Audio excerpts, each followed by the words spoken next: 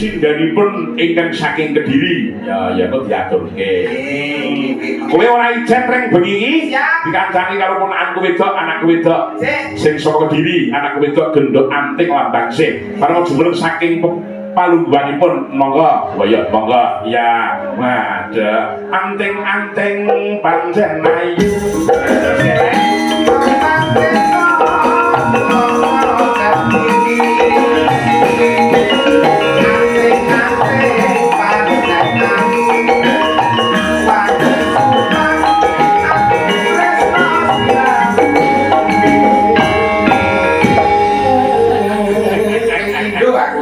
Pinter lah. Ya, sugeng dalu, Pakde. Kok pakdemu kuwi aku. Nek karo bapakmu iso emas kok. Oh nggih, berarti sugeng dalu, Pak Le. Wah, Pak Le bawa om. Om tante. Om ayah. Ayah. Kula ngapunten nggih ndamel kacamata. Ora apa-apa. Lah margi iki motone anu. Kula ketemu niku pangkling kok. Piye? Anting kok saiki nganggo kacamata. Wis gelungan dandan sinden nggo kacamata niku ora kaya sinden malah kaya bengkel las, Pak. Lah iku mata kula niku nganu, napa wonten anu nggih? Sakit. Wah, sakit lara apa? Sakit alergi. Lah ngomong karo aku mau. Lah napa jenengan? Tak harake tombo kok omah. Tombone napa nek alergi? Lho, ning omah sik kok sesuk mampir sik no, ning ngene omno. Lah contone piye? Yo nek kuwi rahasia no. Lah nganti sing jenenge Om ki lagi mandi-mandi. Paribasan itu dadi geni. Nambani mripatmu ae tenang lho, cukup didoni cuk mari lho. Langsung ilang. Masa jenengan ngidoli kula? wong cangkeme gareng kok mbok gugu. Ya biasanya jenengan yang ngidoli Pak Digareng. Ora tau aku. Rusake kok ya. Kowe bola-balik wis tau awal karo gareng iki apa durung? Nggih sampun. Nate.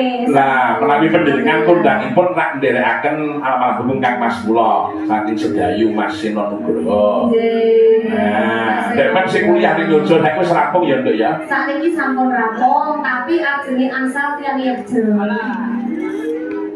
Pikiran sik. Dulu.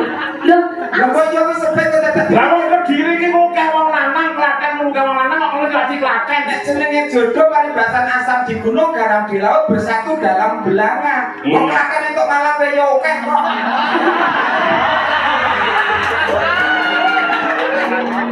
Kediri karo malang kok kabeh malang.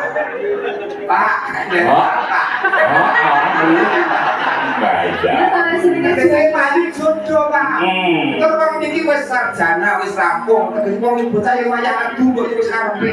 Wayang ngeduli kaya bakul. Ngedu apa sing dadi sekolah nek ben ilmune diterapke dalam kehidupan masyarakat. Ngoten iki. Jangan kudu sering-sering ngewanti ngejam kula, kan kula ajenge angsal yang Jogja, kula ajenge melanjutkan ke hubungan yang serius dan jenengan kan sampun nate nikah pinten 4 kali. Kowe nek maca buku berita sing tenanan ping 4 iki 5. Ping Ya dia maksudnya kan jenengan pun berpengalaman. pengalaman lah wong kuwi ngono tenan wis anu bojone kuwi sing piyayine iki lencir kuning eneng sing kaya dream ya eneng Sing mlakune ngene iki. Komplit tapi komplit. Ya jenengan oleh wong wedok kok neko-neko sing ngendi? Go koleksi. Koleksi. lah ya iki ning panyuwun Pak Pur Rinoso wau saka bapak-bapak panitia pelak ya kira-kira lu ben di hoja tenang lho kok yang mulai ning Kediri apa ning Jogja Kula bola-bali ayah. ora kowe mengko balik iki mulai ning Kediri apa ning Jogja Kula kan Jogja, mangke. oh ya Kalau ini nang Kediri, kula belan-belan sing Kediri teng mriki lho, Pak, Kediri Klaten. iya ya mergo kowe sinakon Pak Musilek kula Lah nggih, mergo Pak Neng dhewe. lah ya kowe aja nuwun sewu aja sering nek iki punanku dadi cah kondang Mbak Riken Salindune Mbak Yuku iki ponakan Nah ini jenengan ngoten kula pun Pak jenenge terakhir motor bising madu. Beda kula Pak. Terakhir kiri bising keceren. Mangga nek ora kuwi ya sakarepmu pamane kuwi gagal. Ya sementing bawa mengko diaturke lagune ning tembang kangen. Iki maneh panyuwun kok tembang kangene, Nduk. Lan nyuwun pangapura kagem piyayi-piyayi kang kepengin badhe ngaturaken bawa pisumbang bawa nyadong duwe ingkang kathah. Mengke kula caos wekdal manci gara-gara. Mereka sampun sepakat kalian panitia. Iki nanjake bintang tamune Gareng, bintang tamune Mbak Anting terus kanca-kanca ibu-ibu pengantin. Ayo Nduk, mangga.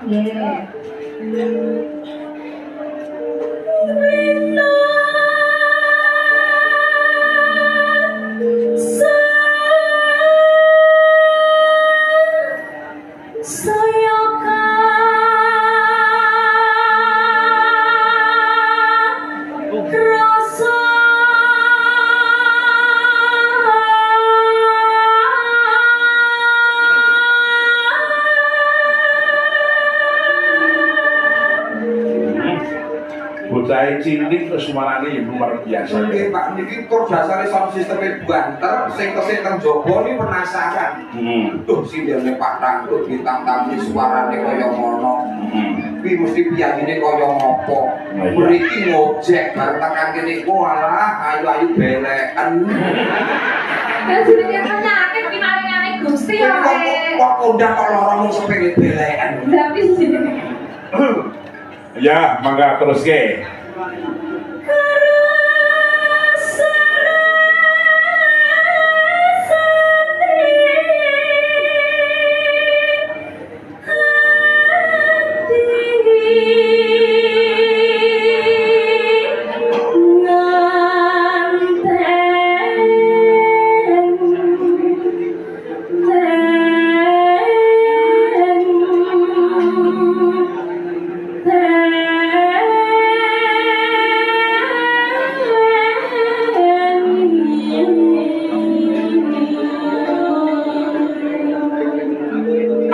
Kowe Kediri niki mesti serawung utawa setahun serawung karo cah kok kidulino menloro. Nggih, jin loro. Dan ini sederek kula. Oh, dulur kuwi. Nggih. Oh, iki sedulur kuwi. Nggih. Kowe ora ngerti kasusé nang kene ora ngerti kowe. Kasus apa? Dan ini bocahnya kayak polos antar menang. Wah. Kowe iki nang kene kuwi kondange kenken ya, Nduk. Kowe ora ngerti. Nek mbok sampean pancen ketok polos anteng meneng nek mandeng mung meneng. Iki ngeleng, Bro. Lho, soalnya niko pas kula tasih alit niko niki nek kula tukari yo ming meneng wae bocah iki. Ora tau neko-neko. Terus lho kondange yo manut nek karo dalan dibayar pira-pira yo gelem. Iya, nek genah kuwi iki lho, bocah kuwi entengan ngono wae. Aku lho pendak dinawon iki tak seneni yo ora nesu, tak pisui yo ora nesu. Napa? Mandi pikiran. Wis ora di pikiran elek. Lah iya. Terus ki, Nduk, mana sumanding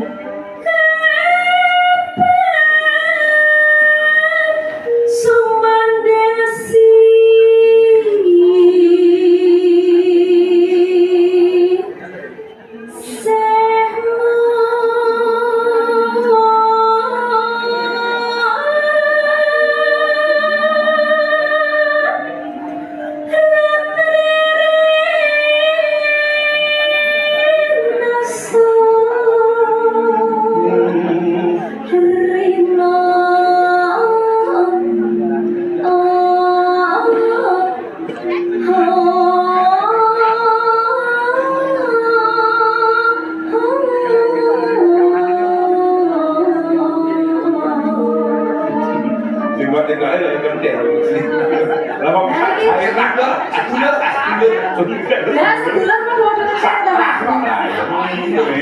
biasanya nek sinden kan kayak didikane dalange.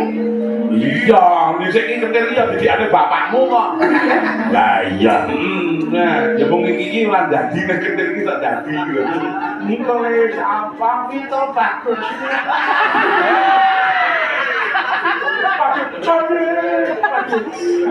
Oh iya.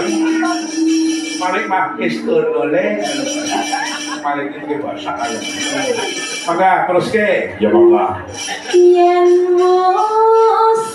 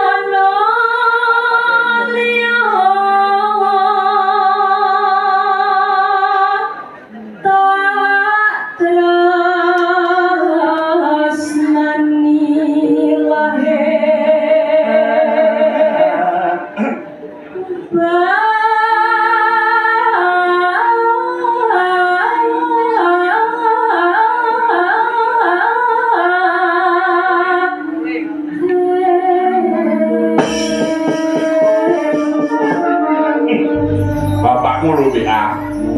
Apa? Titik ponakanmu lho. Iya maksudnya.